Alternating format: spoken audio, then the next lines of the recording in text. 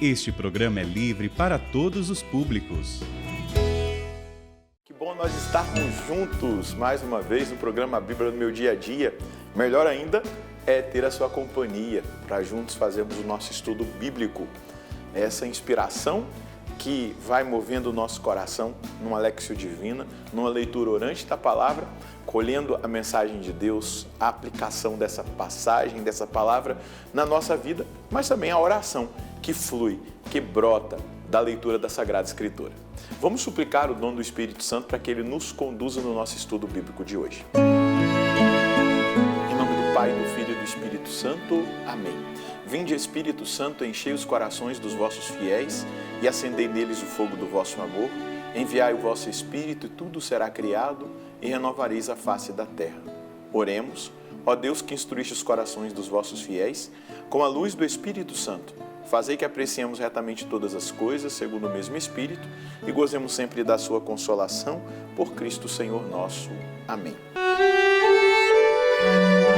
Quero convidar você a pegar a sua palavra, a sua Bíblia e também o seu caderno para nós darmos prosseguimento ao estudo do livro do Apocalipse. Então anota aí no seu caderno o texto de hoje, Apocalipse 11, versículos de 1 a 14. Apocalipse 11, versículos de 1 a 14.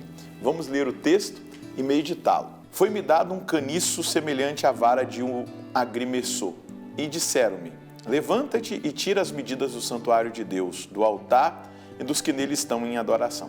Deixa fora o pátio externo do santuário, não tire as suas medidas, pois foi entregue às nações pagãs. E estas vão calcar aos pés a cidade santa durante 42 meses. Mas eu darei às minhas duas testemunhas 1.260 dias para profetizarem, trajando vestes de penitência. Essas duas testemunhas são as duas oliveiras e os dois candelabros que estão diante do Senhor da terra. Se alguém quiser prejudicá-las, de sua boca sairá um fogo que devorará seus inimigos. Sim, se alguém quiser fazer-lhes mal, é assim que vai morrer. Elas têm o poder de fechar o céu, de modo que não caia chuva alguma enquanto durar a sua missão profética. Elas têm também o poder de transformar as águas em sangue. E sempre que quiserem, podem ferir a terra com todo tipo de praga. Quando elas terminarem o seu testemunho, a fera que sobe do abismo vai combater contra elas, as vencerá e as matará. E os cadáveres das duas testemunhas vão ficar expostos na praça da grande cidade, que se chama simbolicamente Sodoma e Egito, e na qual foi crucificado também o Senhor delas. Gente de todos os povos, raças, línguas e nações verá seus cadáveres durante 3 dias e meio, e não se permitirá que os corpos sejam sepultados. Os habitantes da terra festejarão sua morte, darão parabéns uns aos outros e trocarão presentes, pois esses dois profetas estavam atormentando os habitantes da terra. Depois dos 3 dias e meio, um sopro de vida veio de Deus, penetrou nos dois e eles ficaram de pé. Um grande medo caiu sobre todos os que olhavam para eles. Ouviram então uma voz forte vinda do céu e chamando os dois: subi para cá. Eles subiram ao céu na nuvem, à vista dos seus inimigos. Na mesma hora aconteceu um grande terremoto e a 10ª parte da cidade desmoronou. 7.000 pessoas morreram e os que sobraram ficaram cheios de medo e deram glória ao Deus do céu. Assim passou o segundo ai, eis que o terceiro ai chega depressa. Nós agora adentramos esse capítulo 11 do livro do Apocalipse, que vamos perceber que essas profecias que estão contidas estão relacionadas ao livrinho dado ao apóstolo João para que ele comesse, né, as verdades que vão sendo reveladas, os acontecimentos da última etapa da história, da sexta idade do mundo, né, da história, é o tempo que antecede imediatamente a vinda do Senhor em sua glória. Então vamos lá, a questão da medida do templo. Nós precisamos perceber aqui algumas realidades. Foi-me dado uma cana, semelhante a uma vara, com esta ordem: levanta-te e tira as medidas do santuário, do altar e dos que neles adoram, mas deixa de fora o pátio externo.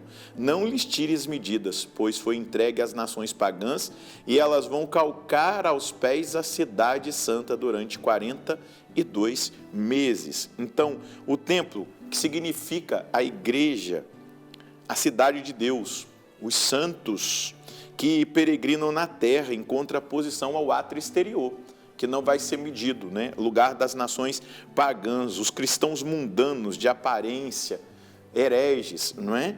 Medir o templo, medir a igreja, pode significar protegê-la em meio à tribulação. Então, pode ser uma medida protetiva.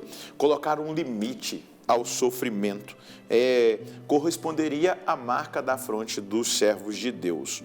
Também o templo de Deus pode significar a igreja triunfante no céu, em contraposição à igreja militante que ainda sofre tribulações e perseguições, não é? O átrio exterior, onde é o lugar das nações gentias, pode significar aqueles cristãos que são somente aparentemente pertencem à igreja, são cristãos mundanos de aparência, que não abandonaram o pecado, né, que se deixaram levar pelo paganismo, pelo mundo, desviando-se da verdade da fé e pensam pertencer à cidade de Deus. Então, são esses os cristãos que estão ali, né, no átrio exterior do templo. Isso é importante. Vamos ler aqui, para dar prosseguimento, o versículo 3. E darei às minhas testemunhas 1260 dias para profetizarem, trajando vestes de luto. As duas testemunhas pode ser a igreja inteira, né, que testemunha a verdade do evangelho e a sua fé por meio do martírio, por meio da profecia. Pode significar São Pedro e São Paulo, os apóstolos martirizados em Roma. Pode significar também o Antigo e o Novo Testamento, que dão testemunho de Jesus Cristo, como próprio Agostinho mostra isso. Também, quando a revelação traz que elas estão vestidas de saco, elas chamam as pessoas ao arrependimento, à penitência, à conversão. E a ordem de profetizar, a igreja deverá anunciar a verdade do evangelho, deverá denunciar o mal, a mentira, o pecado, custe o que custar, procurando sempre a maior glória e a salvação dos homens, das almas.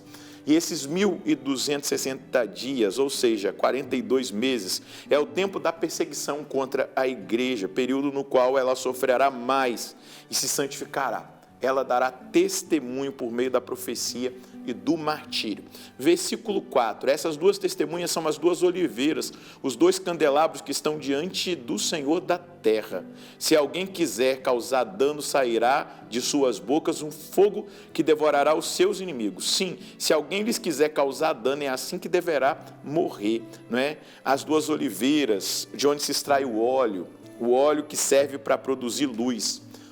Esse óleo vai mostrar exatamente isso, os cristãos que são ungidos com a graça do Espírito Santo para testemunhar, para iluminar o mundo que está em trevas. Isso é fundamental que nós entendamos, né? Essas duas oliveiras profetizadas no livro do profeta Zacarias, no capítulo 4, não é? E estão aqui referidas à unção real e à unção sacerdotal, o reinado e o sacrifício da oferta sacerdotal estão aqui impregnados nesses versículos do Apocalipse. E a realidade do fogo que sai da boca das testemunhas sobre aqueles que quiserem fazer mal a essas testemunhas, nós vamos perceber exatamente essa realidade. Todos aqueles que perseguem a igreja sofrerão como os seus inimigos, como os inimigos de Elias, como os inimigos de Moisés, serão precipitados no inferno. O conteúdo ele é muito denso, então eu consegui ir até o versículo 5. Depois nós vamos continuar no próximo. Vamos voltar aqui a esse texto, porque a gente não pode deixar isso aqui para trás, né? Precisamos estar atentos, perceber a visão espiritual em relação a essas testemunhas, ao chamado que Deus nos faz. Então, depois nós voltamos no versículo 6 até o 14, no próximo programa, se Deus quiser. Então, o que nós precisamos estar atentos aqui e colher como mensagem de Deus? Nós, pelo santo batismo, participamos do reinado de Cristo. Nele somos reis, profetas e sacerdotes. É uma graça batismal. Nós, pelo santo batismo, participamos do reinado de Cristo. Nele nós somos reis, profetas e sacerdotes. E somos convocados a dar testemunho de nossa fé pela unção recebida no batismo e confirmada no crisma, onde fomos fortalecidos para o combate. Hoje, o Senhor me convoca para o combate, para o testemunho, para deixar que sua luz reflita-se por meio da minha vida e ilumine as trevas, mostrando que Ele é o Senhor e tem todo o poder. Ser testemunha. Nós estamos vendo as duas testemunhas, mas todos nós somos chamados a ser testemunha. É Enoque e Elias, é Pedro e Paulo, é o Antigo e o Novo Testamento. O importante é que nós somos chamados a ser testemunhas. E essa é a aplicação.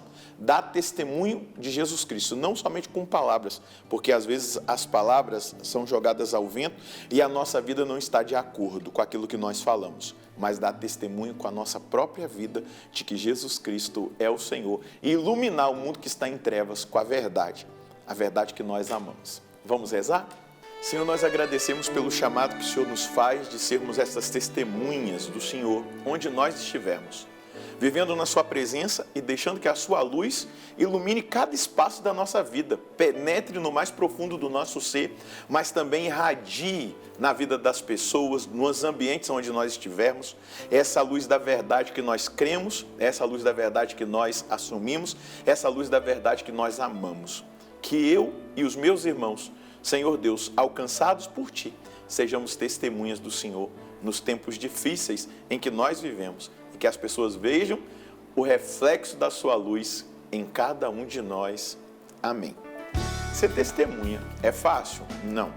É um grande desafio, mas nós precisamos vivenciar essa chamada de Deus para nós. Deus nos chama a testemunhar, a viver o Evangelho na sua integralidade. Que Deus abençoe você e a sua família. Nós nos encontraremos no próximo programa, se Deus quiser, no nome do Pai, do Filho e do Espírito Santo.